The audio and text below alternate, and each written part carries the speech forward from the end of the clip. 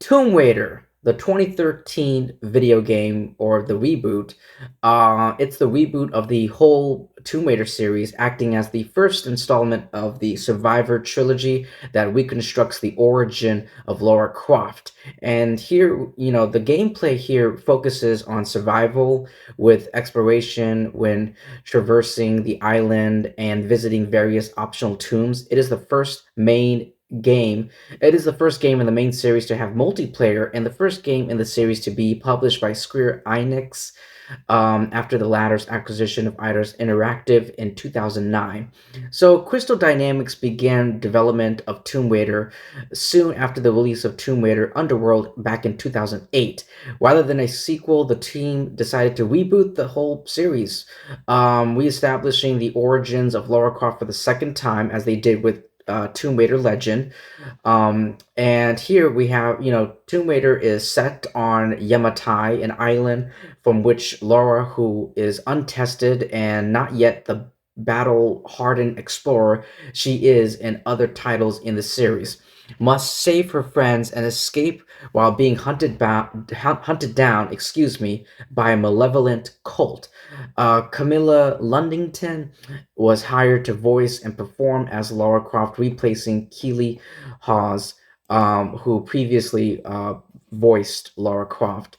But this Tomb Raider, before I get into the breakdown of this game, ladies and gentlemen, let me just expand that. Okay, so Tomb Raider, this reboot really introduced me to the whole Tomb Raider franchise. Like, this is the first game that I physically played.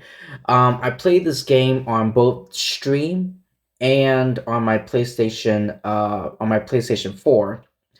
And and yeah, I bought the game and then I bought the game again. I'm crazy for this game, but this 2013 reboot, I'm an absolute sucker for.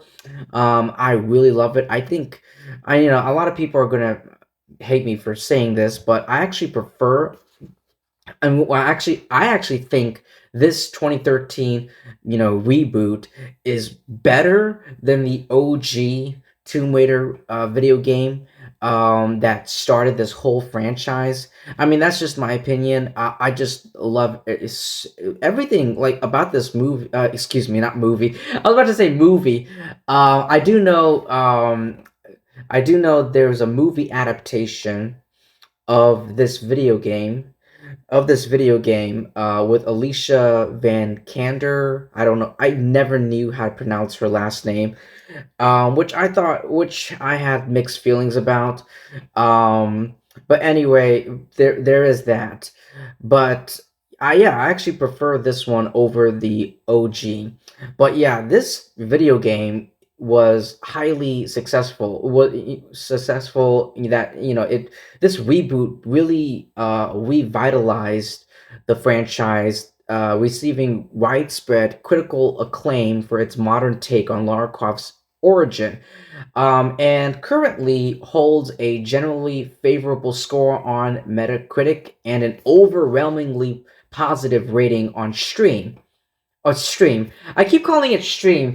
Did I say stream? I'm so used to saying stream. No, it's called Steam. Steam. I'm an idiot.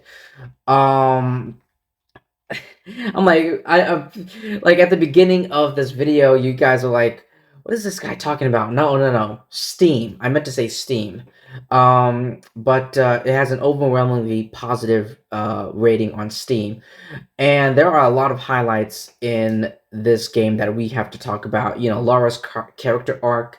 I just love everything. It's so grounded, and Lara's character arc in this reboot is praised as being grounded, vulnerable, and a more realistic portrayal of Lara Croft.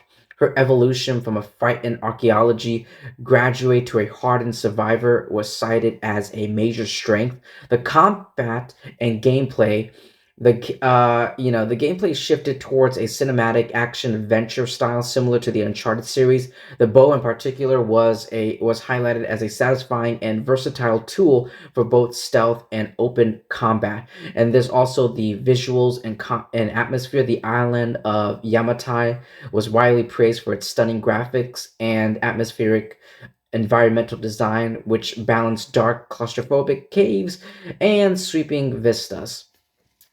Um, if I had any issues with this, I would say a common issue was the jarring transition from Laura's emotional trauma after her first kill to her becoming an efficient murder simulator shortly after, which was, yeah, that was an issue. And then there's the tune problem. Longtime fans, longtime fans often felt the challenge tunes were too small and optional, noting a lack of the complex, large-scale puzzles found in earlier titles.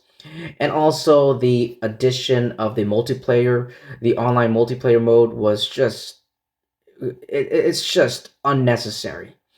It's just universally it's unnecessary. Why do we have an online multiplayer mode? It's best to be forgotten, and it lacks the polish and engagement of the single player combat. So yeah, but besides those few issues, those little gripes, this movie, I why do I keep saying movie? I'm so used. My brain is like set on autopilot. It's set on default to movies because I'm so used. Because if you look at my YouTube channel, like I've been watching a lot of movies and TV shows. That's why my brain is like my mind is just set to default. Just say movie and TV show. No, this isn't a movie, but it does feel like a movie if you combine all this cinematic cutscenes together. No, this video game is great. I love this video game. I love the graphics, the gameplay, Lundington's, her performance, her voice acting as Laura. Like when I see Lara Croft, to me, I hear her voice, Camilla Lundington's voice. Like I hear that voice. I'm so sorry about any other actresses voicing her, but it's for me it's her. She's my Laura. And I love Laura's characterization and development throughout this video game. But yeah, that multiplayer like mode is completely unnecessary. We don't need it.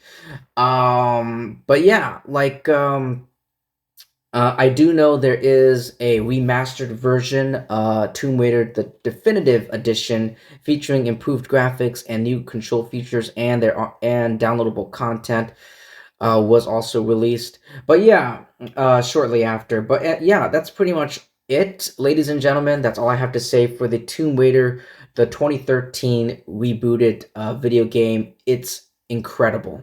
It's incredible and astonishing, and you guys have to play this game if you haven't. But anyway, that's all I have to say. Thank you so much, everyone. Please like and subscribe. Definitely subscribe because that will help me and my YouTube channel out a lot. And I'll see you guys in my next video. Peace.